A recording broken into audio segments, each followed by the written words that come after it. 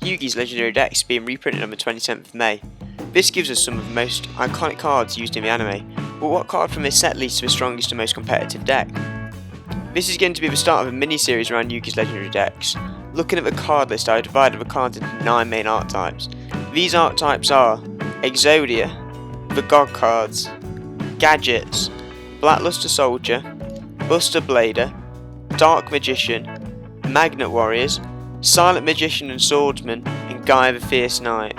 The challenge is to build the most competitive deck for each of these archetypes to see which archetype comes out on top. It's time to do. So guys, we're back at it again today with another deck profile, going from Yugi's legendary decks. This time we're looking at the God cards. Trying to find a deck that fits all 3 God cards was hard, but we've found it, and it's the new one that's going to come out in Burst of Destiny. The cards aren't out yet, but it's going to be the new bird up, apparently meta-defining deck as well. It's going to be the case. I'm not so sure. The deck seems a bit fragile to me, but I'll let you decide for yourself. We're going to go through the card by card now and let you have a look what we've got. So we've got 1 Obelisk, 2 Ra, and 1 Slifer as our God cards. We've got Rise of the Mega Monarch, and then now we're going over into the new cards for currently OCG cards, but we're going to come out in Burst of Destiny, which I think I think that's the set that's been delayed. But these are the cards we're going to get. It's going to be Flundereeze, and so the deck is of course called God of Flunder, which is really cool. So we're playing 1 Snarl, which is really cool. It's got a quick effect as well to banish a card from a hand and then change all special summoned opponent monsters face down, which is really cool.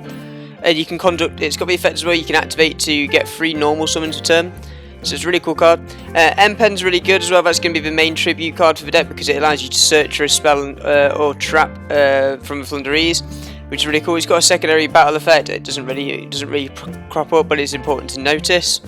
And then we've got Eaglin as well, which is one of your main starter cards because it allows you to add a level 7 or higher winged beast. That's why Rise is in here, because it's really important to get, and it's a wind attribute as well. So if you tribute over it with Riser, you get the extra effect of Rise of a Mega Monarch, which is really cool. Obviously, all these cards have a downside, but you cannot special summon the turn you activate any of these effects. So it's basically like Bird Up Monarch, so it's really cool though. And then we're playing 1 Stritch as well. This is a target card in the graveyard and banish it. This is I've seen a lot of people, if it weren't playing God cards, have played Dimension Shifter in this deck. Because Stritch allows you to banish a card from your graveyard, and so then you can always have Dimension Shifter live, which is really cool. Obviously this isn't the optimal build of Flundereeze, but it's a really cool effect to know. And then we're playing 3 Rabinia. This is really cool because this is the starter card, and I'm from the UK as well, so Rabinia is really cool. It got Big Ben in the background, but it allows you to add level 4 or low winged beast from your deck to hand. So if we don't have Eaglin or we don't have like Stritch or something, it's really cool to get also, but it also searches for our barrier statue of Stormwinds, which has really good synergy with the deck, obviously being winged beast. We're playing 2 token as well, because with 3 of it, this just allows us to target one of our banished Flundereeze cards and add it back to our hand, so it's like replenish our hands with cards that we're getting rid of, because all the cards will banish themselves. But then on the banished effect as well, when you normal summon a winged beast, you can add the cards back to your hand. That's the same with all the Flundereeze cards, so the cards always add back to your hand, which is really good for Slifer, because we need to get a lot of attack on Slifer, which is really cool. We're playing 3 Droll and Lockbird. I just really like the card at the minute. It seems like it's really meta at the minute. Not always the best in this deck, because if we lock out our opponent, it means we can't use it. We can't add cards to our hand as well on the opponent's turn, which this deck will do because of the effects of like Eaglin and stuff, but the spells as well. But yeah, we'll talk over that. We're playing 2 Winged Requital, which is if we control 2 or more basically winged beasts, we get to draw 2 cards and pay 600 life points, so it's literally part of greed for the deck, which is really cool. Really easy to use as well. Not much downside to playing this. This is going to be used in like all like Raid Raptors and Blackwing decks when this comes out. We're playing 3 of this card. Flundereeze and Mysterious Map. We can reel 1 level 1 Flundereeze and banish 1 Flundereeze from our deck with a different name. And it gives us the extra normal summon, so then we can normal summon, and it also chain blocks as well, because when the banish card is activated, it goes into chain 2, so if you can't use it on your chain 1 effect of like Robiner, which is going to be really key for the deck. And we can get the extra normal summon because we haven't used the normal summon, because this card inherently has a normal summon in its effect. And then we're playing 2 Flundereeze and the Unknown Wind. This card's going to come up in Monarch a lot now, because it literally almost is like a Stormforth. It requires 2 tributes. You can send 1 monster you control and 1 card your opponent controls. It's 1 card your opponent controls. So it's not just monsters, so like traps and spells, which is really cool. Also, you can reveal 2 winged beasts, shuffle them back into the deck, and draw the same number of cards. So that's pretty good. Also, it gets you see a lot of it. You see a lot of your deck with this card. So that's really cool. This card's going to come up in Monarch for sure. And then we're playing 2 Exchanging Souls, which come out in the new structure decks, I believe, which is really cool. This is like the interruptions, like almost like Sphere mode for you, because we get to summon like Obelisk, Slifer, and Ra with 3 tributes from the opponent's side. So it's getting rid of 3 cards that your opponent has is really key. We're playing 1 Terraforming just to search for Mysterious Map, of course. We're playing 3 Ancient Chant to get Ra, but also this gives us an extra tribute summon with Ra as well, so it's really cool. And then with Stormforth as well, having the tribute for the god cards and all the normal summons of the tributes we've got, Stormforth's really key for the deck, I think. Just that helps out a lot. And then we're playing Flundereeze and the City of Dreams. So immediately after this effect resolves, you can normal summon 1 level 4. What is key to note actually with all the cards, once they're normal summoned, after the effect resolves, you get to normal summon another card.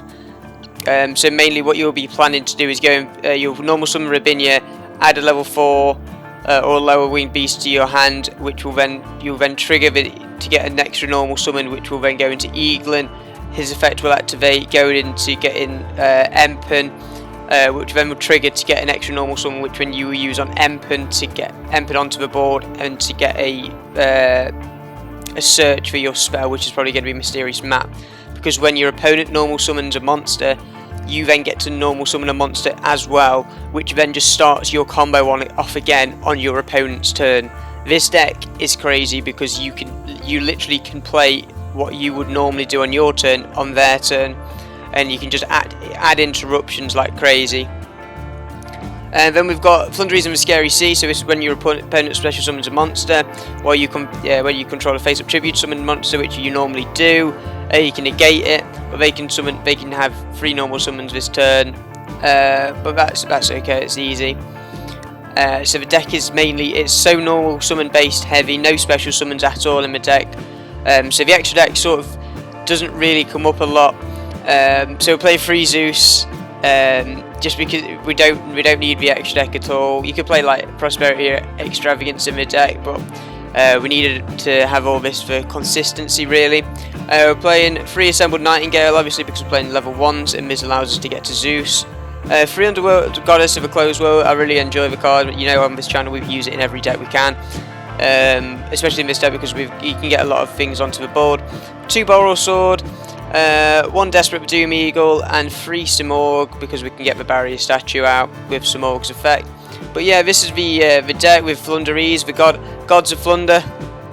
So it's going to be a really cool deck. I'll let you guys see what we're going to do with the gameplay, and we'll talk through it when we get there as well. Yeah, let's kick off and let's go into this. So guys, leading up into our first game here. You see we're starting off, so we start off with Rabinia as our starter card. We'll get him in Eaglin to hand here, get him the Eaglin normal summoned off the effect of Rabinia, get me Empen, and then tribute summoning the Empen, we're sending the Rabinia and the Eaglin to the graveyard, and then for the Chain Link 1 to get the Mysterious Map, and then Chain Link 2 and 3 to get Eaglin and Rabinia back to hand, because then they cannot block the Empen's effect. We get Feather Dusted, getting rid of all of our traps, so Scary Sea and Map have gone. And looks like we're playing Tribe Gate, but we don't go in full extension there, so it's pretty good for us. We've got a decent hand here, so we'll go normal summon Robina. Then we'll go into Eaglin as well again. Basically the same combo, getting the barrier statue though as well. Tribute summon in for Riser here with the effect to get an extra target because we've got rid of Eaglin, which is a wind. So we'll attack over the rampage here, and we'll use Empen to attack as well. And it's pretty much going to be alright here, but we've still got a bit of a thing here. But the add to hand, and we're going to activate Droll Knockbird here to prevent him from getting anything else. That's why Droll's so good right now in the meta, it just prevents so much. We'll activate Map. Map will send a token to the graveyard, activating Robina, get a token back to hand, get a Stormwind, activate the Eaglin again, get the Snarl, go into Stritch, target my kit to banish it, go into Snarl, and then we'll get all three back, both of them back to hand, activate Snarl to get an extra normal summon, get into Winged Dragon of Ra, get the 7900, get him Barrier Statue onto the hand, get him Robina back, and we'll attack for game. Beautiful OTK from the Winged Dragon of Ra there. So we're going into a second game. Looks like we're going up against what seems to be like the Stardust package. So we'll send Junk Converter with a tuner, getting Junk Synchron to hand. It's normal summon Junk Synchron to go and converted to then go into Junk Speeder, which is Junk Speeder Turbo. A Synchron's going to come out, Stardust Synchron, Fleur Synchron, and Cyber Synchron. Stardust will activate, getting Arrive and Miracle, and then they'll put Miracle Dragon on the top of the deck. But we're going to Red Supernova as well here. A Wish Converging Dragon, that was it. We'll get a Fairy Dragon as well. We'll activate this and we'll go into TG Hyper Librarian, but then go to Stardust Dragon and they'll end the turn. But that's okay for us because we've got Ancient Chant and Exchanging Souls, the two card combination that we want to see in our deck. Because we're going to activate Ra, and it's going to have 14,000 attack, and the guy is not fancied 40,000 attack damage there. So going into our third game here, it looks like we're playing a slightly lesser bird up here. So we're playing Blackwings. So we're going Boar and Gale, going to Raid Raptor, getting the second one, but they haven't got an extension there. We'll go into Whip Barrier of Stormwinds because we need to go into Exchanging Souls to get Obelisk out onto the field because that was our only line of play here. We managed to get Obelisk out. We'll draw Super Poly, but we won't get anything from that because that draw is pretty bad. But we go into our starter for our whole combo. Robina add an Eaglin normal summon to get. We're going to Rise here because we'll take the back row out instead of getting the Search, just in case we've got any like battle traps or anything that's going to destroy our board. So we'll send the two back to the hand, and that is pretty much going to be game for us from there. Going into the third game, it looks like we're playing Penguins. This has seen a little bit more play now. Actually, I'm seeing. Obviously, the release of new cards, but we'll go into with especially with no Penguin as well, and Penguin Brave, and then there's I think we've even announced new support recently. So let's take Penguin Brave. It'll set Penguin Soldier, and so then the other threat will flip up Penguin Soldier and get rid of two of ours. But we've got Map, so Map will activate, and this gives us our extra normal. So we'll send Stritch off the effect of Map. So we can add it back to hand with Rabina, so we can add a token. We'll activate Penguin Soldier here, banishing both of our cards, but that's okay because we got the token just in case this happens. So we'll get the Eaglin back to hand. We'll go into Stritch here. Stritch Sender, we'll go to Empen, activating the effects to get it back to hand on token. Get the Scary Sea as well. Go into Wing Requital here, which is really good because then we can go into Ancient Chant and Stormforth, getting a Winged Dragon of Ra again. Activate an Ancient Chant to get an extra normal summon for the Winged Dragon of Ra specifically. Taking the damage, going into Rod, giving us 12,000, taking 10,000 damage to the Penguin. What a turn. So here we go again. You've got obviously the starter combo is pretty much exactly the same each time. Unless you already have one to hand, you always want to get Robina and Eaglin to go into Empen. Then you can chain block 2 and 3 for the Empen effect to get your search for Map if you don't already have it, or Scary Sea, or the other trap that I can't remember the name off the top of my head. But we'll see you guys for Cyber Emergency out, going to Cyber Dragon, getting Core as well, but we'll activate the normal summon, which means we'll get Rabina back out onto the field. Activate the effect, but we'll Ash Blossom our Rabina, but that's okay because we've got Exchanging Souls in our back row right now. We'll activate Rev System, go into Anaconda here, activating Nasha, but we'll hit an Exchanging Souls and Slife comes out on field, and they just do not fancy that board. Playing Ogdoadic here, we'll activate Map again. So we'll send Stritch and get Rabinia, because Rabina will add the Eaglin. So Eaglin for the effect, we'll get Snarl. We'll activate Empen here chain blocking it as well, so we can get the two cards back to our hand. And we will normal summon again, just because we want to get the two draw from Wing Requital. But here we go to see what the opponent's going to do here. So obviously, you usually want to see Snake Rain for them. It looks like it's an alien build because Alien Busters are in there. Obviously all reptiles, but we'll hit the normal summon here. We'll go for Rabina here, activating the effect, searching for Stritch. We'll get Eagling back onto the field again, and we'll get a Snarl, activating Snarl here. So we'll discard a card, flip the guy down on the opponent's side of the field, go into our turn because he can't do much with that board. We'll go into Stritch, we'll go into Lyrilusk, and this is where we can attack directly with Lyrilusk Assembled Nightingale, which is a 2-turn setup, but it is really good if we can get it on. With 2 level 1s, so we'll go into Zeus here. Zeus, Snarl and Empen with the 2 trap set. There was the second one to allow us an extra normal summon. Get an Eagling and chain blocking with Rabina. We'll get the Empen again, getting Stritch onto the field, banishing the Alien Buster, getting Riser onto the field, send him back to hand their card. And from there, I don't think we've got much left in the locker here. We'll activate a Null, getting it onto the field. We'll hit with Snarl and flip it down, and there, that is Scoop there. Here we go again. See, we've got Map again. Getting Map onto the field. We'll send the Rabina here because we've already got Eagle's hand. So we're activating Rabina here. It's going to be really good for us. So we can get a Stritch here. Going into Empen, we'll chain block it with Eagling, and we will get Scary Sea, and we will set it. Going into their turn, looks like they're playing Tenyi, and I know with Tenyi we need to hit the field spell quickly, so we'll activate City of Dreams to be able to get into Eagling and get Robina to hand.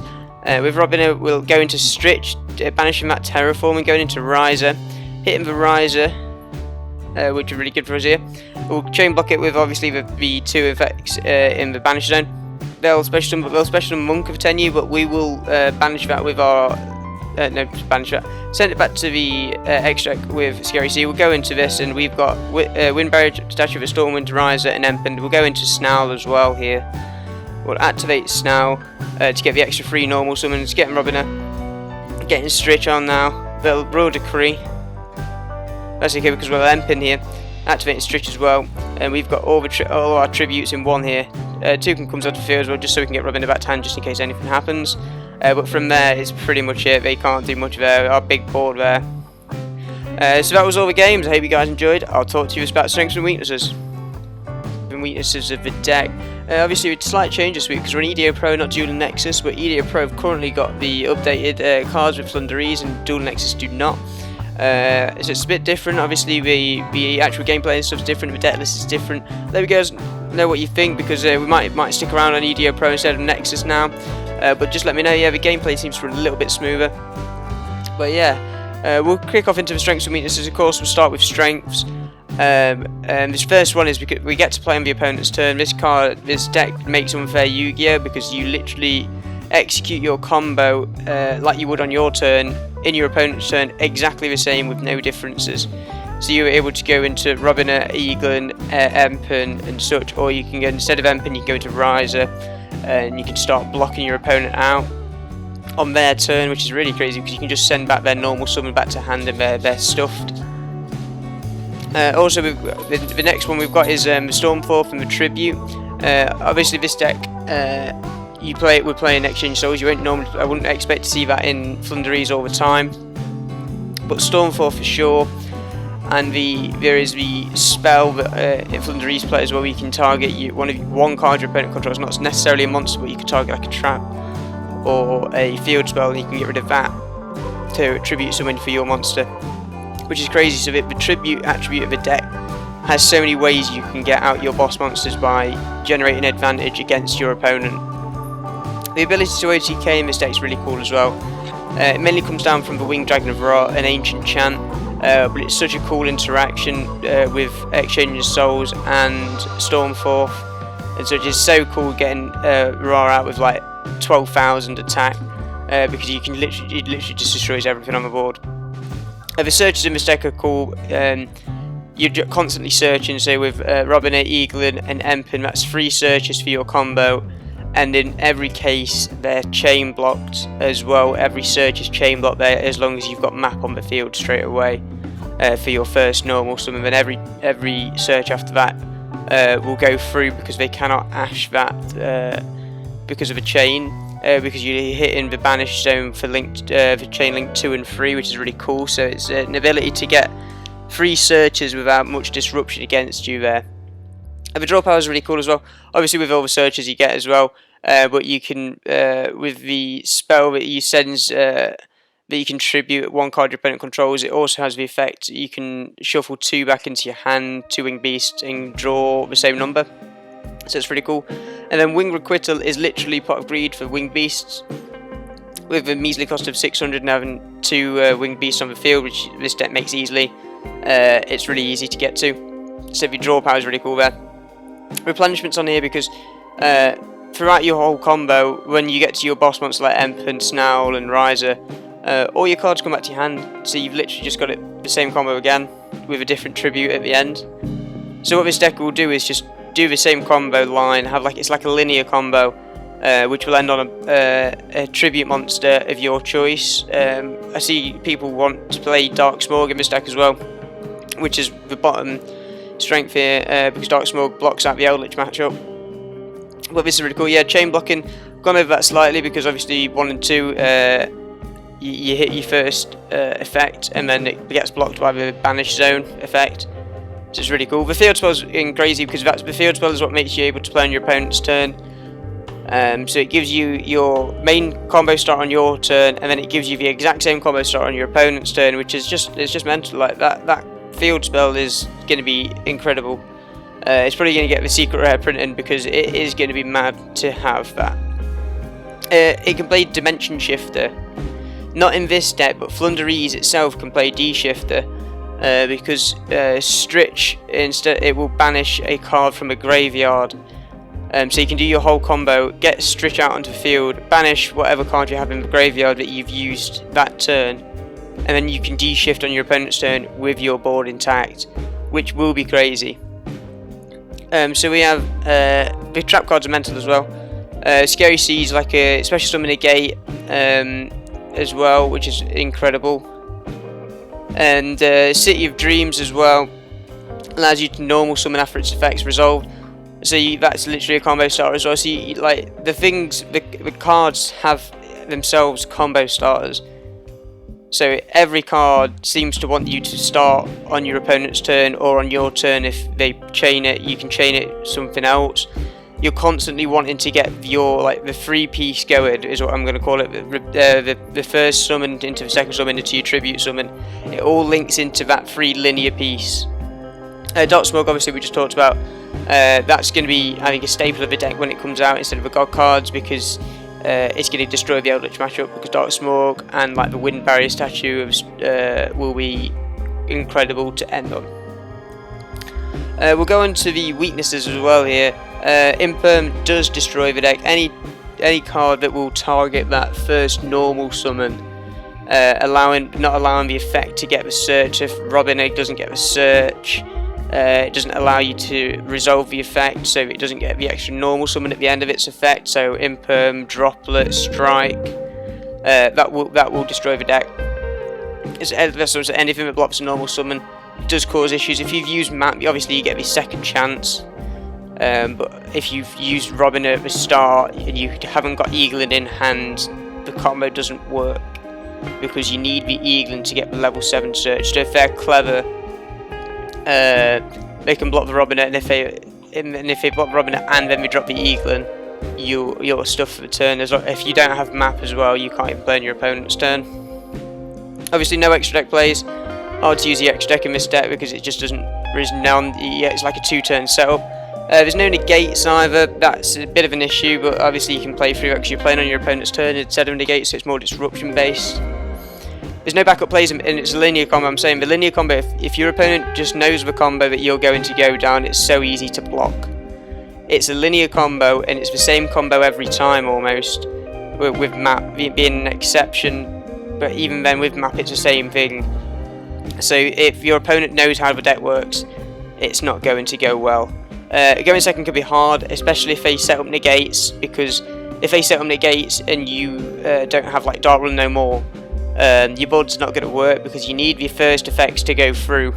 And if they've got Appaloosa with like 3 effect negations, you are stuffed with it. It won't work. A back row hate like Feather Duster and Cosmic Cyclone, if you take map out, if you take your traps out, your board's pretty broken and you can't use the interaction on your opponent's turn anymore. So that's unfortunate. So back row hate can kill the deck. Zombie World also kills the deck because then it means you can't tribute summon any monsters except zombie monsters. So that means the Eldritch matchup, although you've got Dark Simorgh, but if that Zombie World is in effect, that kills the deck as well. And Lancia preventing banishing, that also is a severe weakness of the deck. My honest opinion is the deck's really strong. However, fragility in pinpoint places might make the deck not meta. Everyone thinks it's going to be meta defining, it's the new bird up, it's the new bird up monarch, but I think the deck has bits where it makes it awkward. Well, that's been this deck list, guys. I hope you've enjoyed it. Let me know what you think of the deck. Let me know if you think it's going to be meta. I'm not sure. The fragility of the deck seems to hold it back a little bit, but it is super strong. Hope you guys enjoyed. Check out the next video. See you later.